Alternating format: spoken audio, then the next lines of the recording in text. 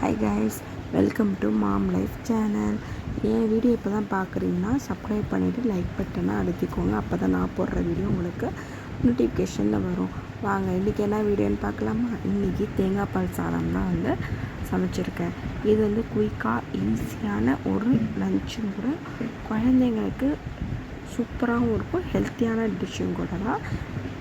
இதில் என்ன பண்ணால் பட்டர் போட்டுட்டு கொஞ்சோண்டு எண்ணெய் சேர்த்துங்க. பட்டர் போட்டு எண்ணெய் சேர்த்ததுக்கப்புறம் பட்டரும் எண்ணெயும் மிக்ஸ் ஆகி வரப்போ 2 பச்சை மிளகாய், 2 கிராம்பு, 2 பட்டை மட்டும் போட்டு நல்லா பட்டுன்னு ஒரு பொரியிற சவுண்டு கேட்கும். அந்த டைமில் நம்ம நறுக்கி வச்ச வெங்காயம், கருவேப்பிலை அண்டு கொத்தமல்லி போட்டுட்டு நல்லா வதக்கன்னு வதக்கிக்கோங்க. வதக்குனதுக்கப்புறம் அது ப்ரௌனிஷ் கலரில் மாறினதுக்கப்புறம் தேவையான அளவு உப்பு போட்டுக்கோங்க. உப்பு போட்டு அந்த கலர் மாறும். அந்த டைமில் இஞ்சி பூண்டு பேஸ்ட்டு போட்டுக்கோங்க. இஞ்சி பூண்டு பேஸ்ட்டு போட்டால் ஸ்மெல் போனதுக்கப்புறமேலுக்கு நம்ம ஒரு சின்ன கப்பால் தான், அதாவது சின்ன கப்பு தான், அந்த கப்பால் 1 கப் அரிசி தான் எடுத்துருக்கோம். அந்த கப்புக்கு 2 கிளாஸ் தேங்காய் பால் ஊற்றினா போதும். நான் 1.25 கிளாஸ் தேங்காய் பாலும் 1/2 கிளாஸ் தண்ணியும் நான் ஊற்றிருப்பேன். ஊற்றினதுக்கப்புறம் அந்த பால் பொங்கி வரும். அதுக்கு முன்னாடி நான் என்ன பண்ணேன்னா தயிர் சேர்க்காம மறந்துட்டேன். ஸோ அதனால் 1/2 ஸ்பூன் தயிர் சேர்த்துக்கோங்க.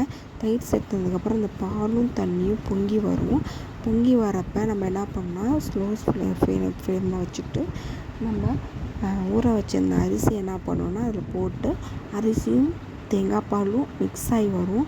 அதாவது ரெண்டும் ஒரு 2 கொதி வரும். வந்ததுக்கப்புறம் குக்கரை மூடிட்டு வித்தின் ஒரு 3 விசில் இல்லை 2 விசில், உங்கள் குழந்தைங்க எப்படி சாப்பிடுவாங்களோ அதை பொறுத்து 2 விசில் 3 விசில் விட்டுட்டிங்கன்னா சாப்பாடு அழகாக பூ போல் சூப்பராக உதிரியாக வந்துடுங்க.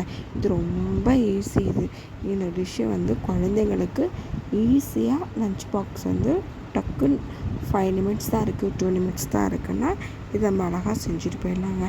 நம்ம வாழ்க்கையில் பார்த்திங்கன்னா நம்ம கல்யாணம் பண்ணிவிட்டு மாமியார் வீட்டுக்கு போனோன்னா 1 மந்த் 2 மந்த்து தாங்க நம்மளுக்கான மரியாதை. அதுக்கப்புறம் நம்மளுக்கான மரியாதை இருக்க போகிறதில்ல. என்றைக்குமே அம்மான்னு கூப்பிட்டாக்கா மாமியார் என்றைக்குமே அம்மாவை போகிறதில்ல. அவங்க உன்னை பொண்ணு மாதிரி நான் வச்சு பார்த்துக்கிட்டாக்க இனிமேல் அவங்க மகாவை போகிறதில்லங்க. குறை சொல்கிறவங்க குறை சொல்லிகிட்டே தாங்க இருப்பாங்க. அது நீங்கள் நல்லது பண்ணாலும் சரி, கெட்டது பண்ணாலும் சரிங்க. என்ன தான் சொன்னாலும் குறை சொல்கிறவங்க குறை சொல்லிட்டு தான் இருக்காங்க. நம்ம வாழ்க்கை நம்ம பார்த்துட்டு நம்மளுக்கு பிடிச்ச மாதிரி நம்ம வாழ்ந்துட்டு அழகாக போக வேண்டியதாங்க.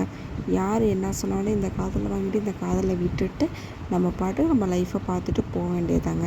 பார்த்திங்களா, நான் சொன்னேன் சாப்பாடு எவ்வளோ அழகாக உதிரியாக பூ போல் வந்திருக்குன்ட்டு. நீங்களும் இதை ட்ரை பண்ணி பாருங்கள், சூப்பராக இருக்குங்க. என்றைக்குமே யாருக்காகவும் நம்ம வெயிட் பண்ணவும் கூடாது, நம்ம எதிர்பார்க்கவும் கூடாதுங்க. நம்ம கையில் என்ன இருக்கோ நம்ம அதை வச்சு வாழவும் கற்றுக்கணும். நம்ம அதை பிடிச்ச மாதிரி இருக்கணுங்க. Thank you so much. பாய்.